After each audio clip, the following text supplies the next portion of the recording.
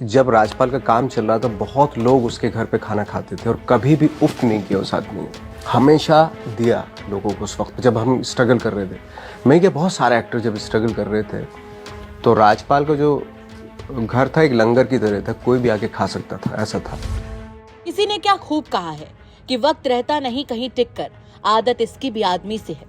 कभी सिर पर ताज रख देता है तो कभी पैरों तले जमीन खींच लेता है। कुछ साल पहले हमारे सहयोगी चैनल लल्लन टॉप को दिए गए एक इंटरव्यू में नवाजुद्दीन सिद्दीकी ने एक दिल छू लेने वाली बात कही थी।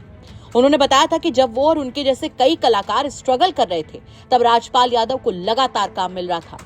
उस दौर में जितने भी बेरोजगार दोस्त होते थे वो राजपाल यादव के घर पर टिके रहते थे। नवाजुद्दीन ने तो यहाँ तक कहा कि स्ट्रगल के लिए राजपाल यादव का घर लंगर की तरह था, लेकिन वक्त बदला, हालात बदले।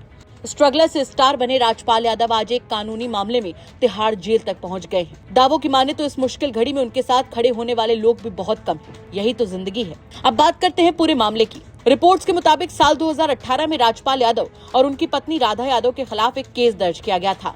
आरोप था कि साल 2010 में दिल्ली के एक बिजनेसमैन से 5 करोड़ रुपए का लोन लिया गया था, जिसे समय पर चुकाया नहीं गया।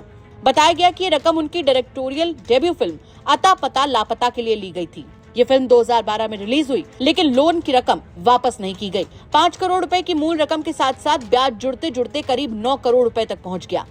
मामला कोर्ट तक पहुंचा और दिल्ली हाईकोर्ट ने राजपाल यादव को दिल्ली की तिहाड़ जेल में सरेंडर करने का आदेश दिया। इसके बाद 5 फरवरी को उन्होंने तिहाड़ जेल में सरेंडर कर दिया। आप समझते हैं कि चेक बाउंस केस क्या होता है। एक्सपर्ट्स के मुताबिक जब कोई व्यक्ति या कंपनी किसी को पेमेंट के लिए चेक देती है लेकिन बैंक खाते में पर्याप्त पैसा नहीं होता या खाता बंद होता है या जानबूझकर स्टॉप पेमेंट कर दिया जाता है तो चेक बाउंस हो जाता है। बहुत से लोग इसे सिर्फ पैसों का या निजी विवाद मानते हैं, लेकिन सच्चाई ये है कि भारत में एक क्रिमिनल एक्ट माना जाता है। कानून के जानकारों के मुताबिक cheque bounce negotiable instruments act की धारा 138 के तहत अपराध है। इसका मतलब है कि मामला पुलिस, कोर्ट और जेल तक पहुंच सकता है। कानून एक तय प्रक्रिया का पालन करता है। चेक बाउंस होने के 30 दिनों के अंदर आरोपी को कानूनी नोटिस भेजना जरूरी है। नोटिस मिलने के बाद आरोपी को 15 दिन का समय दिया जाता है कि वो रकम चुका दे। अगर 15 दिन में भुगतान नहीं होता तो अगले 30 दिनों के भीतर कोर्ट में केस दर्ज किया जा सकता है।